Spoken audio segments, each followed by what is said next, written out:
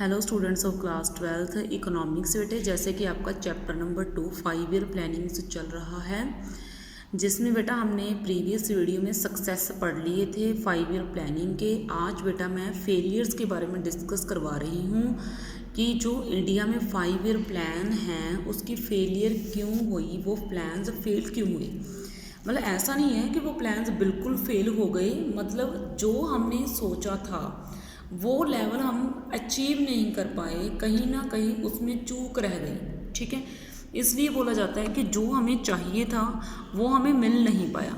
तो देखो features of planning in India, इसके बारे में ज़रा हम अच्छे से पढ़ते हैं। देखो बेटा, सबसे पहले following observations explain the features of planning in India. सबसे पहले है एब्जेक्ट पॉवर्टी। एब्जेक्ट पॉवर्टी का मीनिंग क्या है?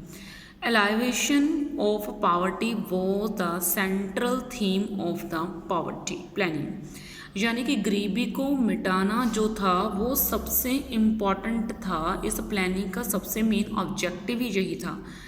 But this is where we stand, लेकिन अब हम कहाँ पे खड़े हैं 5 ईयर प्लानिंग के बाद।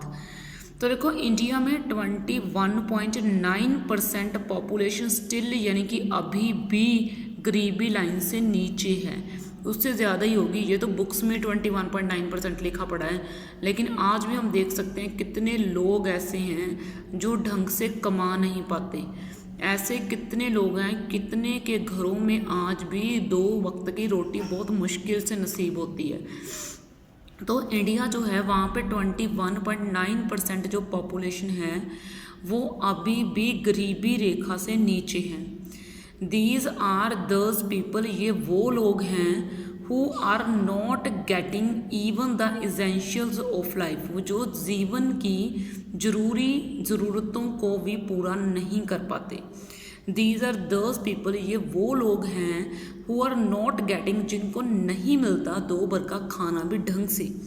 Amazingly nearly 50% of those who are absolutely poor in the world are living in India, यानी कि वर्ल्ड के 50% लोग जो बिल्कुल गरीब हैं वो इंडिया में रहते हैं। देख लो कितनी माड़ी कंडीशन है हमारी। और आगे बेटा हाई रेट ऑफ इन्फ्लेशन, इसका मीनिंग क्या है? by and large we have failed to tackle inflationary spiral in country। Inflation का मीनिंग है बहुत ज़्यादा हाई प्राइजेस, कि हम इंडिया में जो इन्फ्लेशन है उसके जाल को ख़त्म नहीं कर पाए। Because of high rate of inflation during 5 year plans, जो 5 ईयर प्लान से उनके दौरान हमें बहुत भारी इन्फ्लेशन देखने को मिली। 5 year plan real income of the people, real income 2 तरीके की होती है। एक होती है कैश में इनकम, एक जब उस पैसे से आप कुछ खरीद लेते हो तो आपकी इनकम रियल इनकम बन जाती है। जब एक तो होता है आपकी इनकम कैश में है और दूसरा आपने उस पैसे से कुछ खरीद लिया तो आपकी इनकम रियल इनकम में कन्वर्ट हो गई। तो real income of the people has tended to erode, लोगों के पास रियल इनकम तो ना के बराबर थी।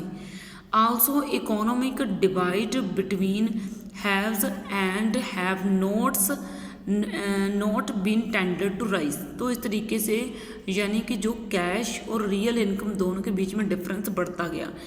First plan is the only exception when price level slided down.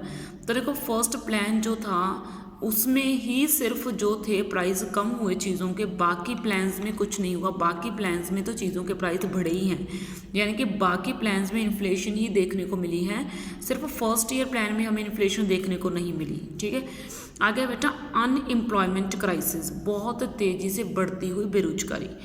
कहना while more and more opportunities of employment have been generated, जब बहुत ज़्यादा जो अपॉर्चुनिटीज़ थी किसकी, रोजगार की जनरेट की जानी चाहिए थी, तब हमें एक बेरोजगारी का बहुत बड़ा जो चैलेंज था उसका सामना करना पड़ा।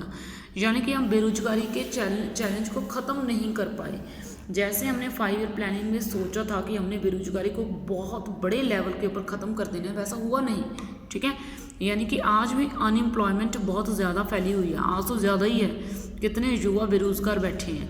This number rose to over 4 crore at the end of 11th plan. देख लो, आप खुद सोच लो 11th प्लान के चलते चलते 4 करोड़ लोग बेरोजगार हो गए। अब तो पता नहीं कितने ढेरों ही होंगे। This is emerging to a serious cause of social unrest. ये जो है सोशल में बैठी जो फैली हुई है ना तंगी सी, उसका बहुत बड़ा कारण है ये वाली चीज़, नुकसान बन सकती है हमारी कंट्री के लिए, है भी तो।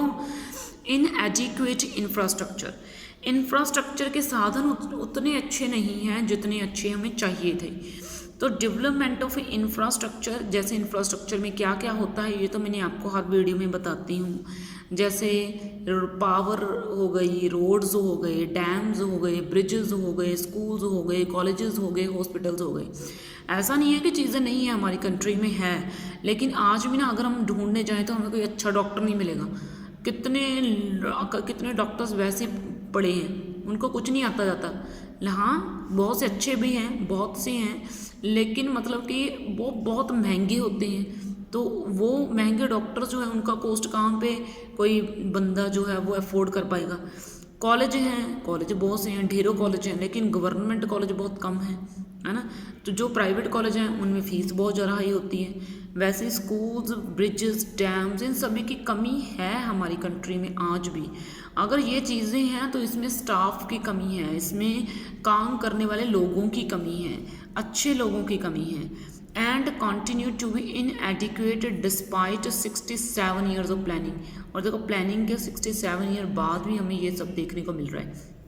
कंसिक्वेंटली नतीजा क्या है, जो हमें असली ग्रोथ करना चाहते थे, जिस ग्रोथ को हम लेवल को पाना चाहते थे, वो लेवल तो हमें मिल नहीं पा रहा। तो particularly shortage of power has been a serious constraint in the overall process of growth and development. तो इस तरीके से ये ग्रोथ और डेवलपमेंट के रास्ते में एक बहुत बड़ा जो रोड़ा है वो बन के खड़ी हुई है। आगे है बेटा स्क्यूड डिस्ट्रीब्यूशन।